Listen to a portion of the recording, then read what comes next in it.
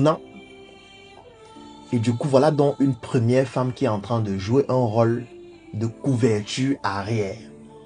Ça veut dire qu'il est stressé au travail, il est stressé par ses activités. Lorsqu'il arrive à la maison, au moins la maison est bien tenue, ses enfants sont bien éduqués, sa femme s'occupe de leur éducation, de leur suivi, de leur nutrition, de leur civisme et de tout ce qui permet à l'enfant de pouvoir plus tard continuer l'œuvre qui est en train d'être bâtie par son père.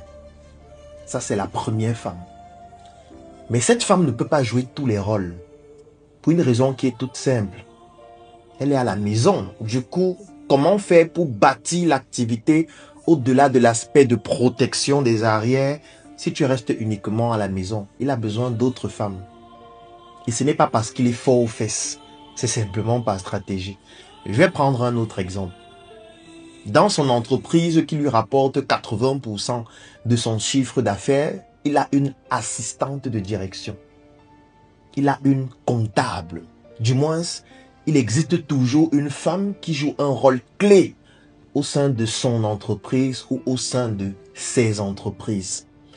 Et cette femme parfois joue un rôle tellement clé au point où cette femme a sa vie entre ses mains.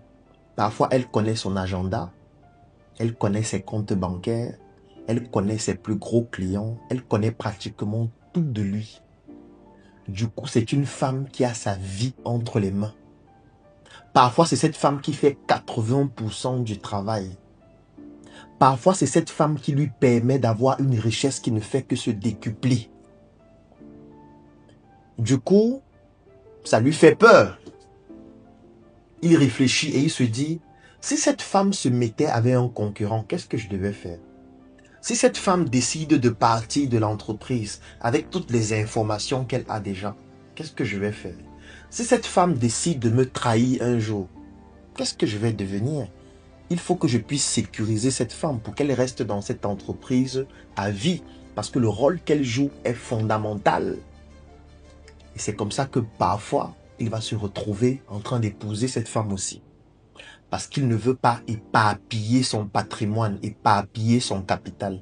Puisque cette femme, s'il ne l'épouse pas, il va devoir prendre son argent et donner à cette femme. Sous forme de salaire, sous forme d'honoraires, sous forme de commission, sous forme de primes. Mais ça représente beaucoup d'argent. Ça représente des millions, des centaines de millions. Du coup, il se dit, si elle devient ma femme, ça fait que le patrimoine reste familial. Elle devient